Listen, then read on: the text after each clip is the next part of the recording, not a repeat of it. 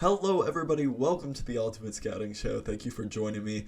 We have a mock draft Monday here with the draft order set after the Super Bowl. Let's dive right into this thing. We are going to include trades in this mock draft as well, which should make it loads of fun. I like doing these mock draft formats because it really allows me to share my thinking with you guys and just kind of how I see the NFL draft unfolding here.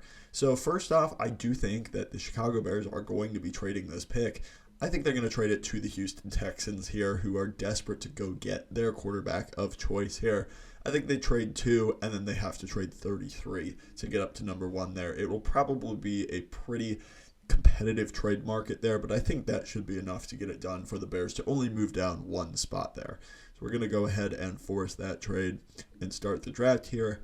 I think the Houston Texans select Bryce Young, the quarterback out of Alabama. He does have his fair share of size concerns, but besides that, he's a very good, accurate quarterback. He's a good leader, has good poise in the pocket. I do think he is the best quarterback in this draft, so it just makes lots of sense for the Texans to go up and get their guy here. For the Chicago Bears, Ryan Poles has made it very clear that 3 tech is an important position to him on that defensive line, and I think they go with Jalen Carter here over Will Anderson. I think they're very similarly talented, but Jalen Carter really fits that position that Poles has been trying to address. They signed Larry Ogunjobi, who ended up failing his physical, but they've tried to invest a lot of money into that 3 tech position. I think they go ahead and go get Jalen Carter, who's possibly one of the best 3 tech prospects in the past couple of years there. For the Arizona Cardinals, I think that they'd select Will Anderson Jr., the edge rusher out of Alabama. He has so much natural power. He's not the biggest guy in the world, but he's a very, very good bull rusher. Can win with power, can win with speed around the edge as well. I think he's a very complete player and going to be a very good player for this Cardinals team that really needs to elevate their pass rush quite a bit. Number 4, we have the Indianapolis Colts on the clock here. I really think that Will Levis is going to be the pick here. Levis just has so many physical gifts that are really exciting. If you want to check out my scouting report on him, I will leave the link in the description down below. But I think Levis has a lot of good traits. It's all about getting the most out of those. Ballard, I think, really likes traitsy guys, and it just makes sense that Levis would end up in Indianapolis there. For the Seattle Seahawks, I just think this pick makes so much sense. I think Tyree Wilson will be the guy there. Wilson is a very long, strong, athletic defensive lineman.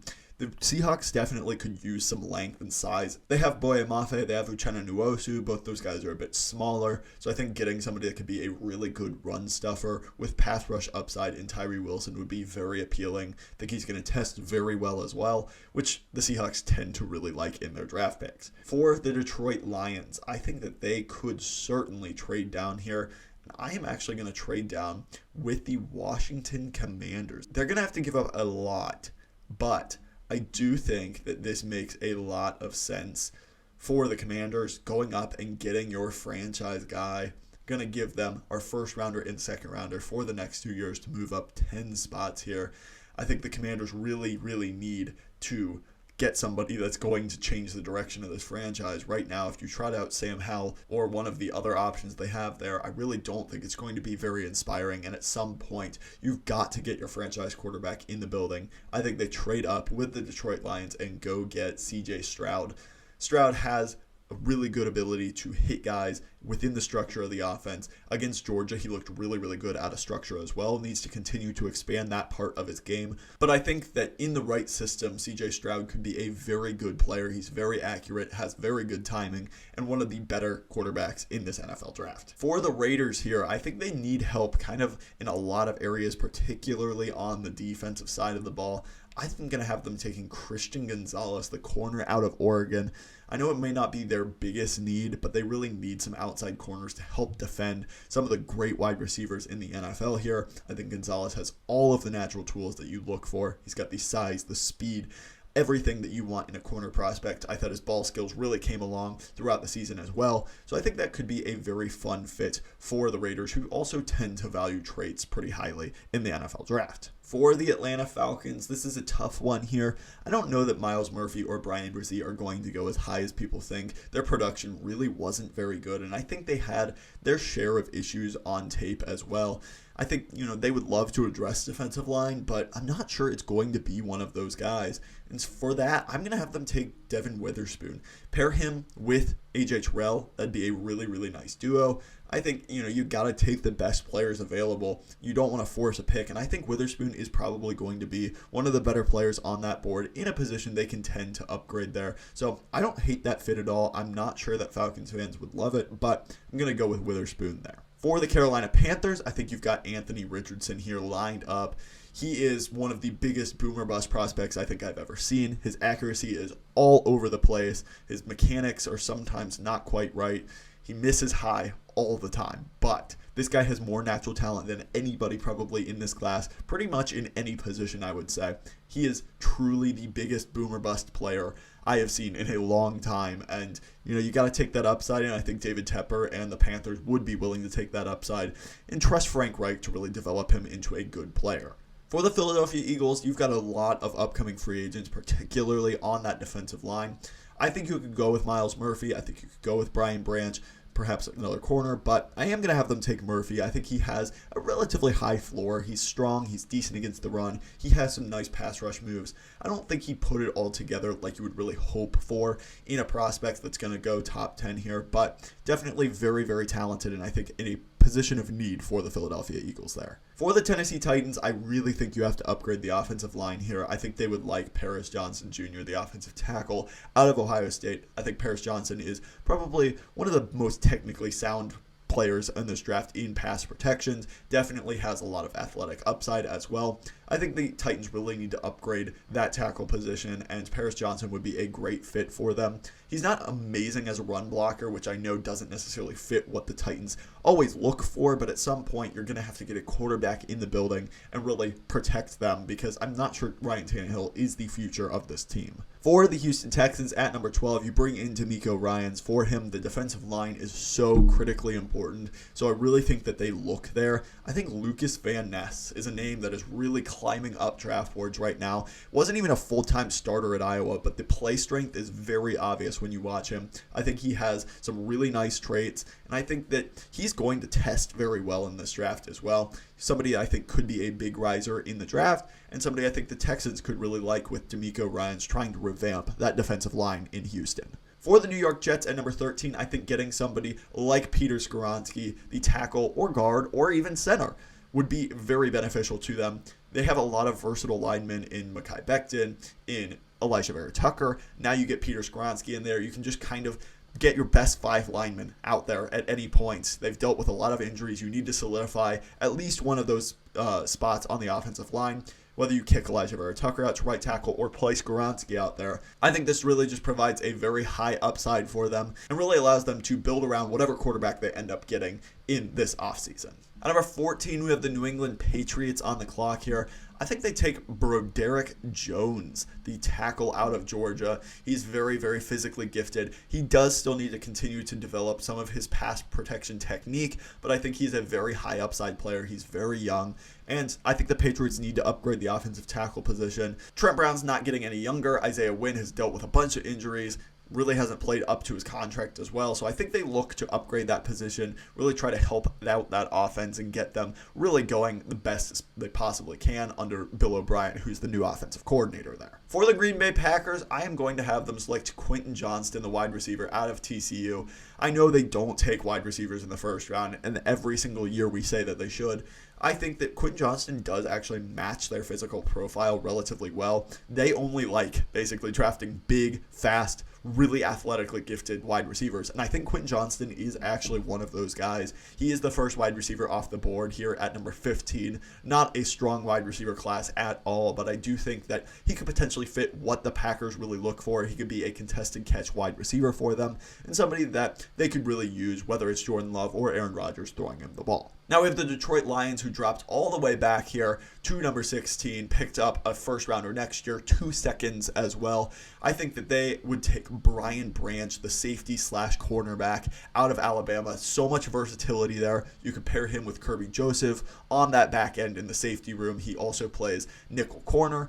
Really just strengthen that secondary, which was a bit of a liability. I think he's one of the better players in this class. Getting him at 16 is a very, very good look for the Detroit Lions, and I think he would very much be beneficial to this defense, really solidifying themselves. For the Pittsburgh Steelers here, I know I make this pick constantly, but it just makes so much sense. I think it's where he is going to end up going, and that's Joey Porter Jr., the corner out of Penn State.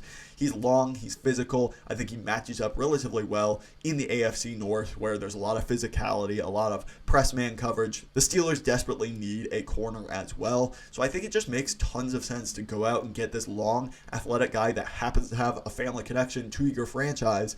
It just makes a ton of sense for the Steelers there, and I think it's ultimately where they go unless an offensive tackle drops to them there. For the Detroit Lions, back on the clock after they just selected Brian Branch, I think there's a variety of different directions you could go. I am going to go ahead and stop the Brian Brzee slide, though. He was playing through a lot. He dealt with the death of his sister, which was just absolutely terrible, so unfortunate for him. Obviously, you don't know how much that affected him, probably a lot, and the tape wasn't necessarily first-round caliber in my opinion, but I do think that he has so much physical talent. He was the number 1 overall recruit in his class. So much physical talent. I think the Lions can afford to take a shot on him with all the extra draft capital they've acquired here. I think this pick makes a lot of sense for them. For the Tampa Bay Buccaneers, with Kyle Trask that's going to be starting, I think you're really full-on rebuild mode here. I think you could go in a lot of different directions. You have Jamel Dean leaving. You have Levante David as a free agent as well. Lots of different things that they could look to replace, that they could look to address. I think ultimately you could look at pass rusher.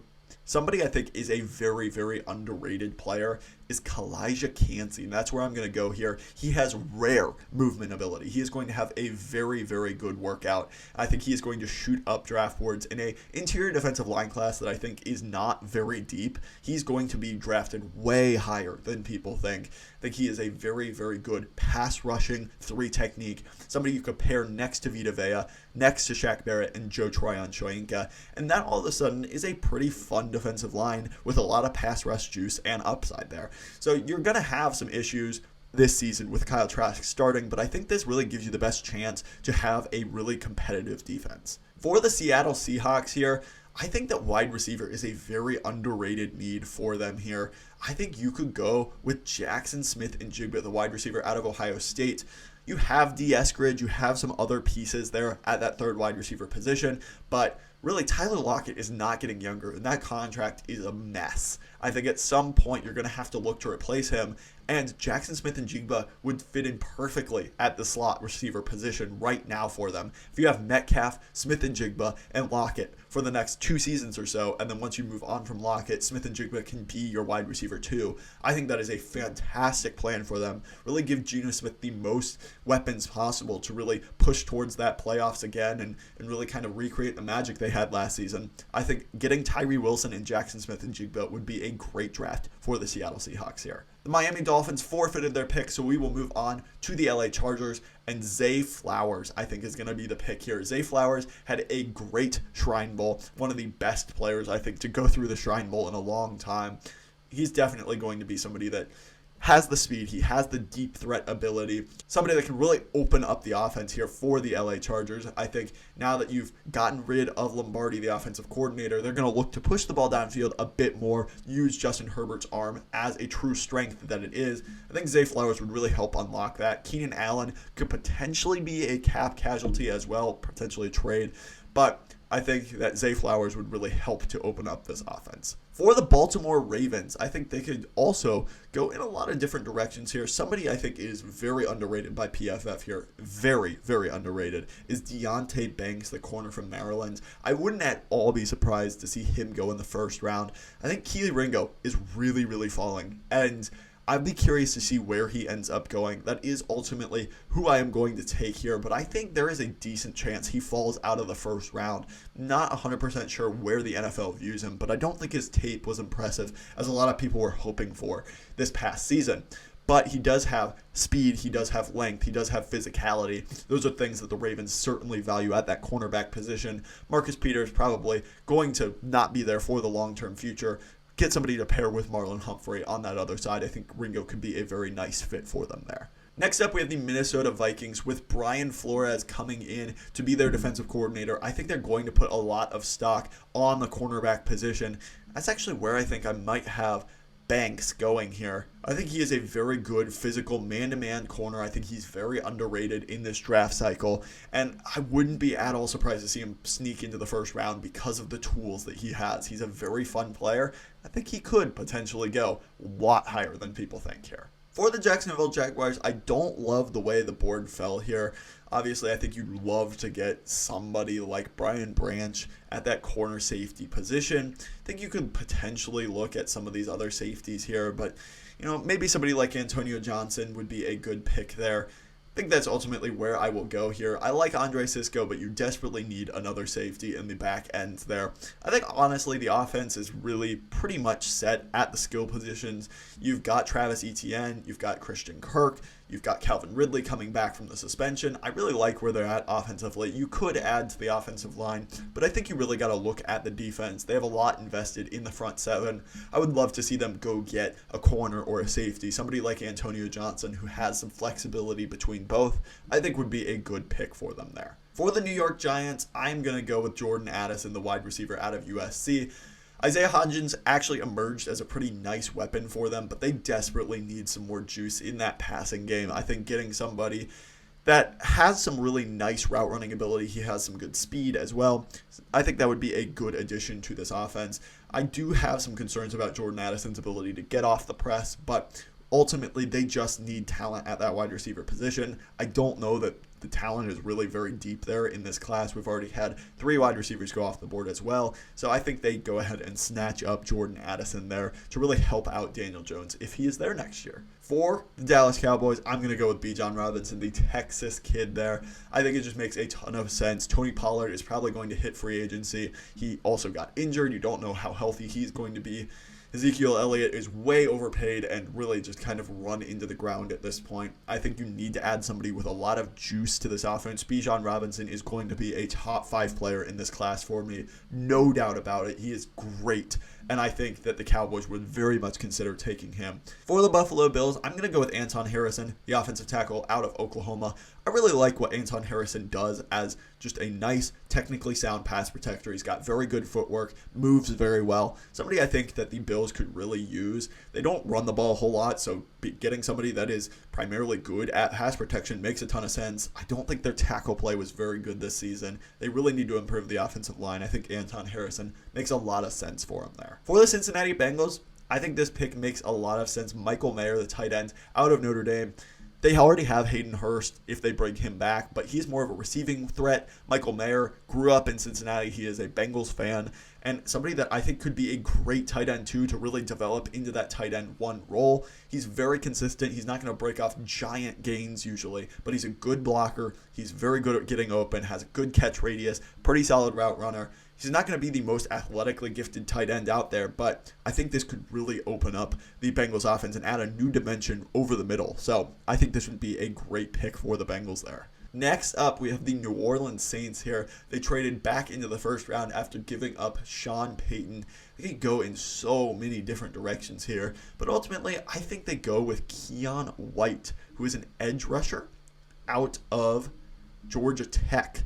He's very underrated on this board, in my opinion. I think he's going to test off the charts. He's a little bit of a bigger, stronger, more physical defensive lineman, which the Saints typically like.